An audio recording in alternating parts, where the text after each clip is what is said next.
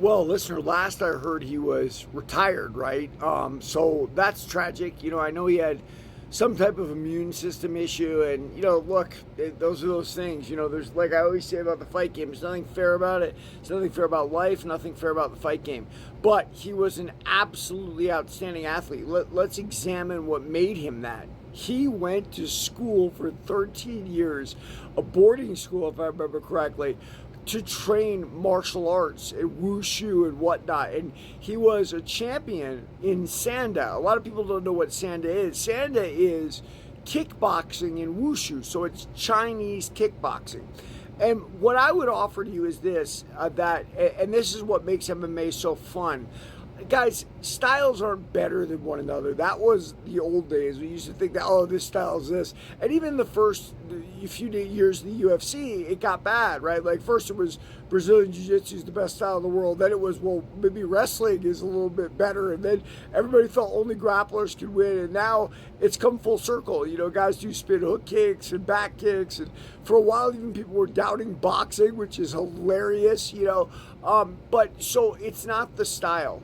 It's what you put into it. And if you take a child and you send him away to boarding school and you train him in the martial arts, he is going to become one bad dude. I don't care if you train him in Zabit, which is that Indian martial art.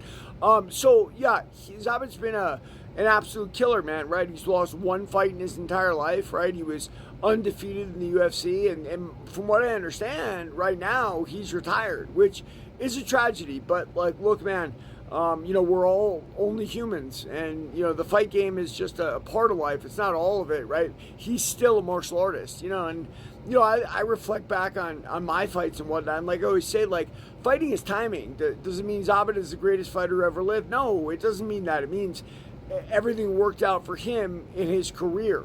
The guy who told me that was actually Moses Baca. And Moses was like a 500 fighter, great jiu-jitsu guy from Cesar Gracie, but he clued into it sooner than everybody else, sooner than me. Why? It's because Moses was really close with Jake, Gil, Nick, Nate. He knew them all really well, right? And I think what Moses knew, I sparred Moses tons of times. Great, he was an average stand-up fighter, I'd say, but very tough, right? He'd come forward and bash it out. One time he took a fighter of his to China, and his fighter got sick, so Moses stepped in and knocked the guy out the fighter was going to fight.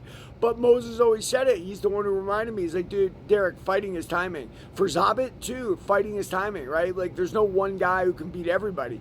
It's just, how do the stars work out for you? How do they align for you? For most of us, it doesn't work out. For some of us, it's a lot of fun. Everybody, read my book, Warrior of the Light.